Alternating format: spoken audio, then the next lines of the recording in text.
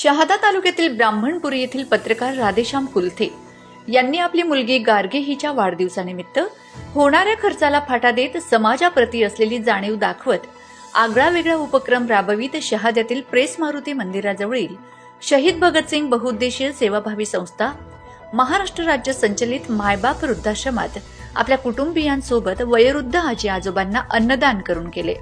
या प्रसंगी उबदार कपडे वाटप करून अनोख्या पद्धतीने आपल्या मुलीचा वाढदिवस साजरा केला।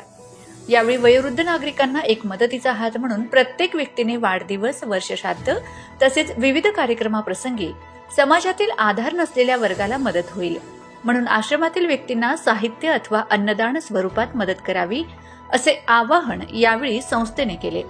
पत्रकार राधेश्याम कुलथे यांच्या सामाजिक उपक्रमाबद्दल त्यांचे सर्व स्तरातून अभिनंदन केले जात आहे। ते समाजातील गोरगरीब नागरिक व वंचितांच्या हितासाठी नेहमीच अग्रेसर असतात। शैक्षणिक व सामाजिक कार्य अशा विविध ठिकाणी समाजसेवेच्या हेतूने ते नेहमीच काम करतात। तसेच आश्रमातील सद्यस्थितीबद्दल जयेश पाटील, सचिन पावरा, पंकज अहिरे यांनी सविस्तर माहिती दिली। प्रश्नचिन्ह न्यूज नेटवर्क, शहादा।